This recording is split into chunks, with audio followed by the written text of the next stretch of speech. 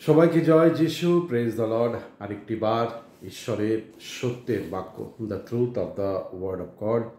আজকে আমরা বাইবেল থেকে একটুখানি আলোচনা করব। পবিত্র বচন আমাদেরকে এই মুহূর্তে পবিত্র বচন আমাদেরকে কি বলছে তার আগে ছোট্ট করে প্রার্থনা করে দিই। পিতা, পুত্র, পবিত্র আত্মার নামে। প্রভু, যে কটা ভ্রাতা ও ভগ্নীগণ প্রভুগো সত্যটা প্রভুগো পবিত্র বচন থেকে আমরা জানতে চাই, তুমি তাদের জীবনে তুমি কার্য করো। প্রভু, এই সময় বিশেষভাবে প্রার্থনা করি তোমার বাক্যের প্রকাশিত বাক্য তুমি আমাদের জীবনে প্রভুগো সাহায্য করো, আমরা যেন বুঝতে পারি এবং সেইভাবে চলতে পারি।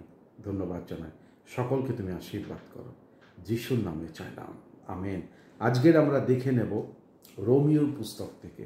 আমরা দেখে নেব রোমিও থেকে, রোমিওর 8-এর 26 থেকে একটুখানি আমরা দেখে নেব। রোমিওর 8-এর 26। অনেকে বলে যে দাদা আপনি একটুখানি ইংলিশ বাইবেল থেকে ভার্সগুলি আমাদেরকে দেবেন, তো যার ফলে তাদের জন্য করছি, সবার জন্য। আপনারা পরে আপনাদের বাংলা বাইবেলের মধ্যেও দেখে নিতে পারেন। রোমিওর 8-এর 26 এখানে বলছে, ইংলিশে পড়ছি, তারপর পড়ার পর আমি বাংলায় বুঝিয়ে দেবো।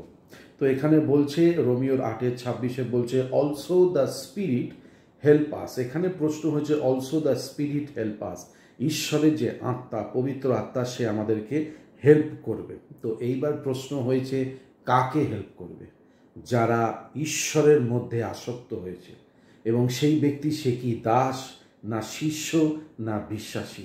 এই তিনটে লেভেল রয়েছে বাইবেলের মধ্যে, দাস, শিষ্য না বিশ্বাসী। তো সেই হয়েছে ব্যাপার।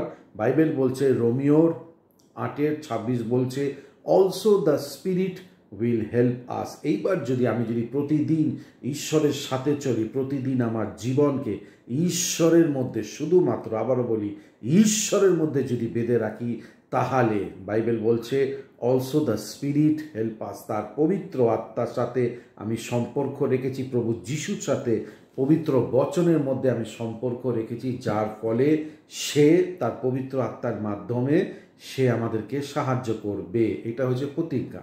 তারপর কি বলছে? We are very weak but the spirit help us with our weakness. এখানে বলছে আমরা খুবই কমজোর, কিন্তু দ্য স্পিরিট মানে পবিত্র আত্মার কথা বলছে, সে আমাদেরকে সাহায্য করবে যখন আমরা কমজোর থাকি। কমজোর বলতে যখন আমরা প্রার্থনা করতে পারি না, বা যখন আমরা খুবই খুবই সীমিত, মানে আমি আত্মিক লেভেলের মধ্যে সেই পর্যায়ে নেই, তখন আমাদেরকে সাহায্য করে। কিন্তু কন্ডিশন কি? ঈশ্বরের মধ্যে, আবারও বলি ঈশ্বরের মধ্যে আমাকে যুক্ত থাকতে হবে। তার মানে এরকম না আমার জীবন ঠিক নয় প্রভুর মধ্যে, আমি নিজের স্বার্থ ছাড়া আমি কোনো কিছু বুঝছি না। কিন্তু এখানে যখন পবিত্র বাইবেল বলছে যে রোমিওর 8-এর 26-এ we are very weak but the spirit help us, তার মানে এইটা আমি ধরে বসবো, ঠিক আছে আমি প্রার্থনা করতে পারছি না, আমার নিজের স্বার্থের জন্য পবিত্র আত্মা তুমি আমার হয়ে প্রার্থনা করো না। যেরকম বাক্য পড়বো সেরকম বুঝবো কাকে বলছে, পবিত্র আত্মা কাকে সাহায্য করবে, এইটা কিন্তু খুব গুরুত্বপূর্ণ। তারপর নেক্সট লাইন কি বলছে? We do not know how to pray.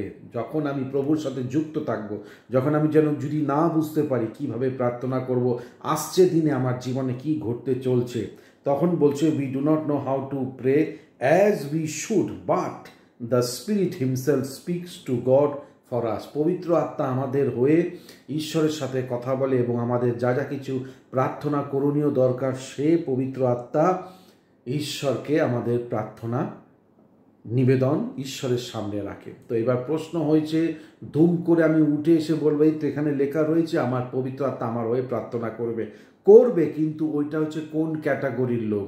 আমি কি এখনো বিশ্বাসী, আর না আমি কি তার দাস, না আমি তার সন্তান বা শিষ্য? কোনটা? যে কোনো একটা। সেই লেভেলে আমাকে চলতে হবে, এবং সেই লেভেলে চলতে গেলে সম্পূর্ণভাবে ঈশ্বরকে নিজের স্বামী, ঈশ্বরকে নিজের ঈশ্বর বলে আমাকে সাজিয়ে রাখতে হবে তাকে আমার জীবনে। তাহলে এখানে বলছে but the spirit himself will speak to God for us, even bags god for আস। ঠিক আছে, তারপর কি বলছে? The spirit speaks to god with deep feeling that word cannot speak. আমাদের মধ্যে যা যা কিছু প্রার্থনা যেটা আমরা জানি না, বা আসছে দিনে কি হতে চলেছে, আমার জীবনে কি ঘটতে চলেছে, আমি যদিও না বুঝতে পারি, যদি আমি কানেক্টেড থাকি সদাপ্রভুর সাথে, তাহলে পবিত্র আত্মা আমার হয়ে প্রার্থনা করবে যখন আমি খুব কমজোর অবস্থায় থাকবো। ঠিক আছে, 27 আমরা আবারও বলি, রোমিওর 8:27 আমরা একটুখানি দেখব এখন। God can see what is in people's heart. এখানে হয়েছে মেন ব্যাপার। আমি প্রার্থনা করছি, কিন্তু কি বিষয়ে প্রার্থনা করছি? নিজের স্বার্থের জন্য, বা নিজের প্রফিটের জন্য, বা নিজে আমি ভালো থাকবো সেইটার জন্য, কোনটার জন্য? এর জন্য বলেছে God can see what in people's heart. আমার জীবনে আমার হৃদয়টা চাইছে কি, নিজের স্বার্থের জন্য, বা নিজেকে আমি সেই লাইমলাইটের নিচে রাখতে চাই, সবাই আমাকে দেখে বাবা করে, না কি বাস্তবিক আমি ঈশ্বরকে চাইছি, কোনটা? সেই হচ্ছে ব্যাপার। God can see what is in people's heart. ঠিক আছে, তারপর কি বলছে? And he knows what is in the mind of the spirit. আমাদের হৃদয়তে কি আছে এবং আত্মার যে চিন্তাভাবনা তার কি আছে। আত্মার চিন্তাভাবনা শুধুমাত্র ঈশ্বর, তাই না? ঈশ্বর মানে পবিত্র আত্মা শুধুমাত্র ঈশ্বরকে মানে মহিমান্বিত করে সর্বদা, এই হচ্ছে আত্মা চায়। আচ্ছা, তারপর এখানে কি বলছে? Because the spirit speaks to God for his people in the way that god wants. পবিত্র আত্মা আমাদের হয়ে যদি কানেক্টেড থাকি ঈশ্বরের মধ্যে, তাহলে পবিত্র আত্মা সে আমাদের যত রকমের নিবেদন, আমরা যখন কমজোর থাকি, আমরা যখন ভেঙে পড়ি, তখন পবিত্র আত্মা আমাদের হয়ে প্রার্থনা করে। আবারও বলি, নির্দিষ্ট ব্যক্তির জন্য। ঠিক আছে, এখানে 28টা একটুখানি দেখে নেব, 28 আমরা দেখে নেব। এখানে বলছে we know that in everything God works for good those who love him. এখানে বুঝতে হবে আমাকে, দোজ হু লাভ হিম, এমনি উড়ে এসে জুড়ে বসলো তা নয়। আবারও বলি, we know that god in everything God works for them. ঈশ্বর তাদেরই জন্য, আবারও বলি পার্টিকুলার সেই ব্যক্তি তাদেরই জন্য ভালো করে, for those who love them. ঈশ্বর তাদের জীবনে ভালো করে। কেন? কাদের জন্য দাদা দিদি? কাদের জন্য? যারা ঈশ্বরকে ভালোবাসে, নিজের স্বার্থ নিয়ে না, ঈশ্বরকে ভালোবাসে। এবং ঈশ্বরকে ভালোবাসা মানে অনেক ধরনের বিশ্লেষণ করা রয়েছে, কি কি লেভেলে আমরা ভালোবাসতে পারবো বাইবেলের মধ্যে। ঠিক আছে, তারপর এখানে কি বলছে? They are the people God call them. শুধুমাত্র সেই সব ব্যক্তিকে ঈশ্বর তাদেরকে ডেকেছে। কোথায়? ঈশ্বরের মধ্যে আহ্বান জানিয়েছে। They are the people God call them. ঠিক আছে, তারপর নেক্সট লাইন কি বলছে? Because that was his plan. এইটাই তার প্ল্যান। কি প্ল্যান? যারা আহত, যারা ঈশ্বরের মধ্যে সম্পূর্ণভাবে ধরে রয়েছে, ঈশ্বর তাদেরকে ডেকেছে, শুধুমাত্র তাদেরকে ডেকেছে। দেখুন, আমার উপরে রেগে কোনো লাভ নেই। পবিত্র বাইবেল থেকে আমরা দেখছি রোমিওর 8:26, 27, 28, 29 আর 30টা আমরা দেখছি। ঠিক আছে, তারপর কি বলছে?